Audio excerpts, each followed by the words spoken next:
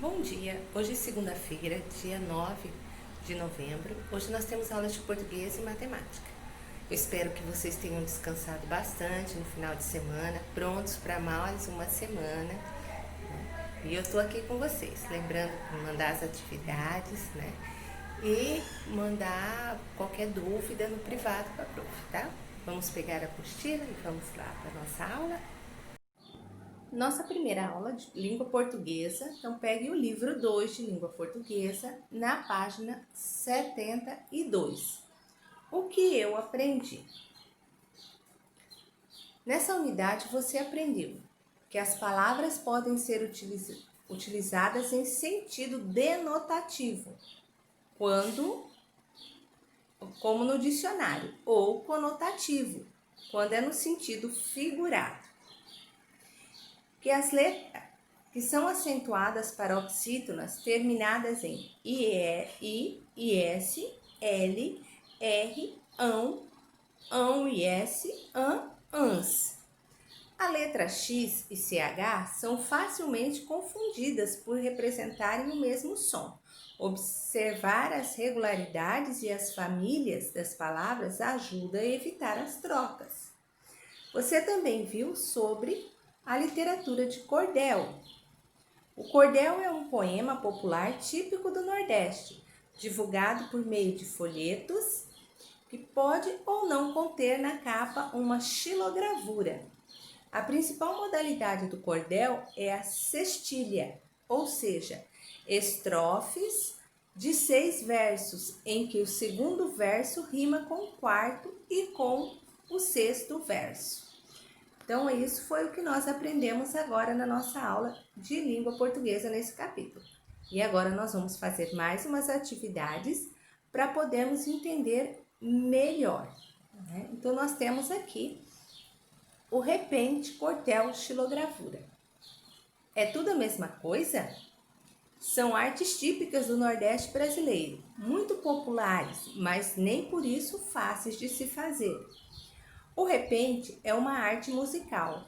Um menestrel desafia o outro e na hora eles criam versos acompanhados por uma viola, por uma sanfona ou outro instrumento e competem para provar sua superioridade. Já o cordel é uma arte da palavra, divulgada por meio de folhetos. São poemas que falam sobre o sertanejo, a terra, as personagens e celebridades famosas do sertão. Os mais vendidos até hoje são os que contam a história de Lampião e o que fala da morte do presidente Getúlio Vargas. A xilogravura, por fim, é uma arte da imagem. É um desenho impresso nos folhetos, feito com uma técnica que mais parece um carimbo. Taxada de simples, mas que exige muito talento para fazer a matriz. São 3 artes diferentes, mas que se completam. Então, vocês vão aqui ligar conforme a explicação do texto. Repente é uma arte da palavra, uma arte da imagem ou uma arte musical? O cordel, qual é? E a xilogravura, qual é? Então, você vai ligar cada uma lá. Por exemplo, o repente é uma arte musical. Então, você vai ligar o repente a uma arte musical. O cordel é o quê? E a xilogravura? Então, você vai estar ligando cada uma a sua resposta, ao que ele representa, certo? Então, nós temos aqui na página 74 uma frase e as cenas a seguir. O homem caiu do cavalo. Aí nós temos um homem cantando na janela para a moça e parece que a moça não se importou. E aqui um homem caindo do cavalo mesmo, né? Então você vai responder. O que significa a frase no contexto da primeira cena? O que é? Lembra? É a palavra, como diz no dicionário, o que ela é então? Ou ela é no sentido figurado? E na segunda cena, o sentido de cair do cavalo? É na frase conforme está no dicionário ou no sentido figurado. Depois você vai completar as palavras com X ou com CH. Machucado, chalé, bruxa, queixo, aproximar, ameixa, enxada, auxílio, boxe, anexo, enxaguar, cachecol, bolacha, cochilo, chuchu e machucar. Você vai acentuar as palavras a seguir somente quando necessário. Repórter, cantor, favor, túnel, fuzil, possível, anão. Órfão, mártir, coração, imã, biquíni, tupi e arco-íris. Agora nós vamos aqui para a continuação, da unidade 8, lá nas atividades complementares na página 226. Um cantinho do Brasil. Agora nós vamos ler o cordel a seguir. Eis que aconteceu comigo uma estranha situação. Envolvi-me numa história de magia e muita ação, e eu lhe conto o sucedido sem um pingo de invenção.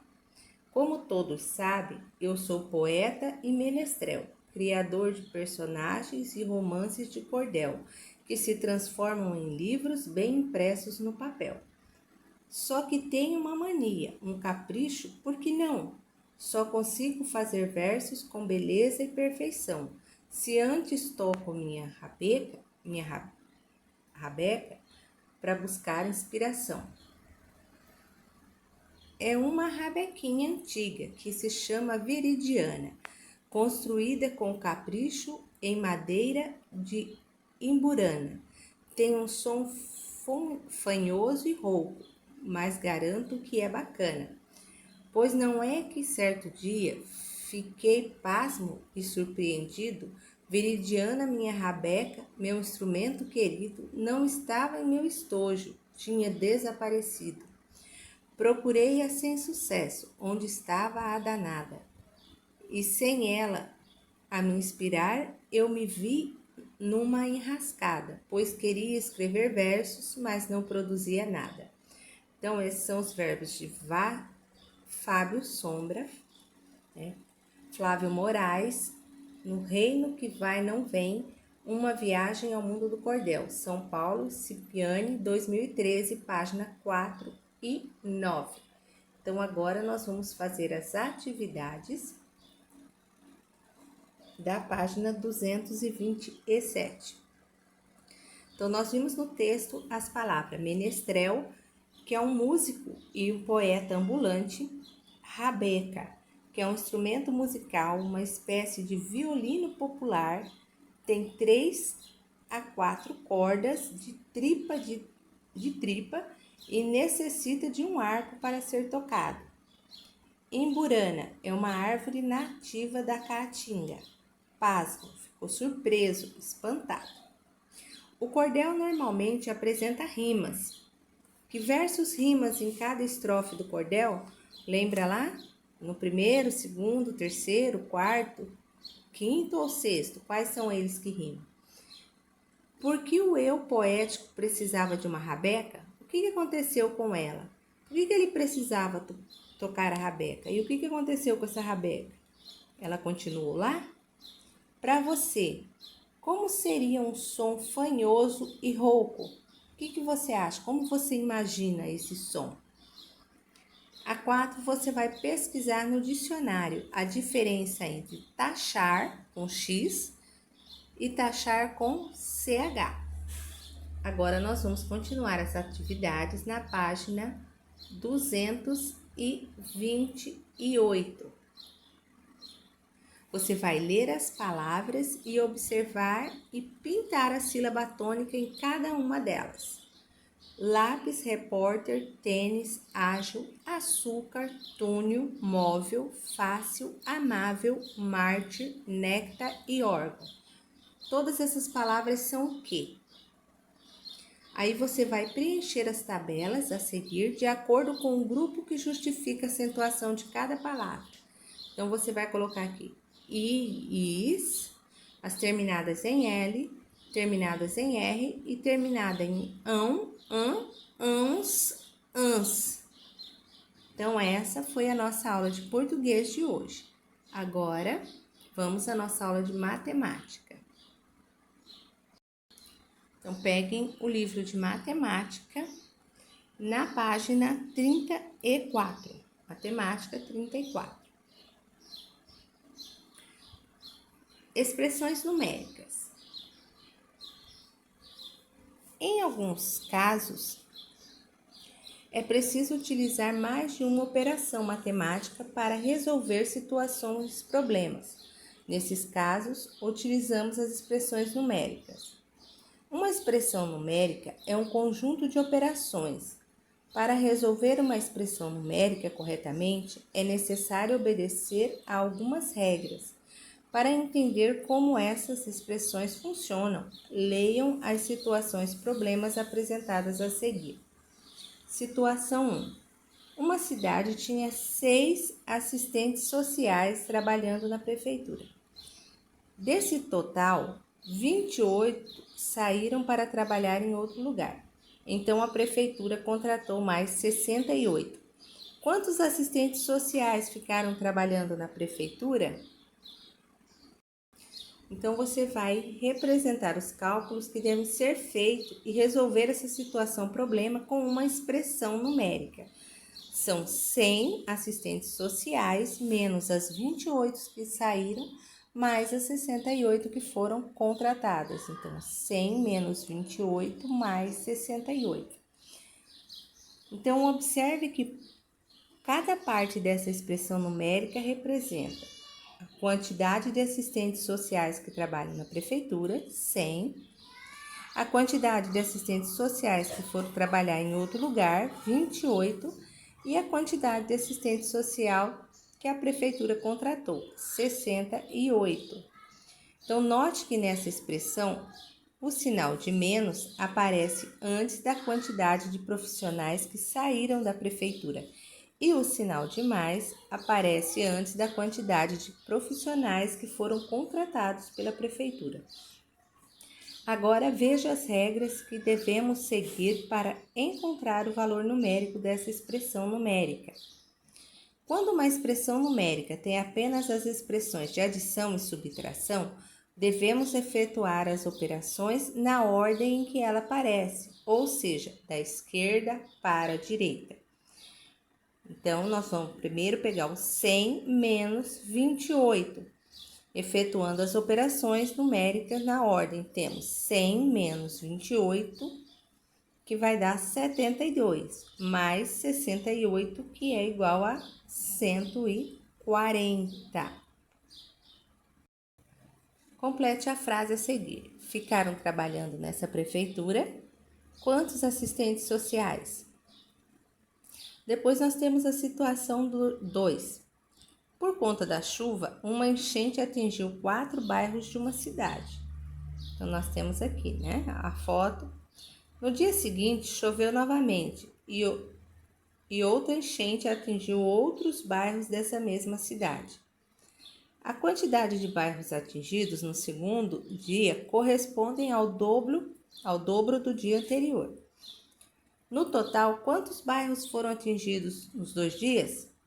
Então, podemos representar os cálculos que devemos fazer, que devem ser feitos para resolver essa situação, problema com a expressão numérica. 4 mais 2 vezes 4. Então, observe o que cada parte dessa expressão numérica representa. O 4 é a quantidade de bairros que foram atingidos no primeiro dia. E o 2 vezes 4 é o dobro da quantidade de bairros atingidos no primeiro dia, que corresponde à quantidade de bairros atingidos no segundo dia.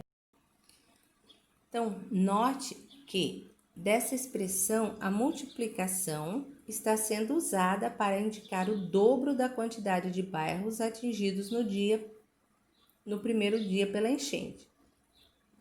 Agora veja as regras que devemos seguir para encontrar o valor numérico dessa expressão numérica. Efetuando as operações da expressão numérica, seguindo a ordem das operações, temos Em uma expressão numérica, devemos efetuar primeiro as operações de multiplicação e divisão.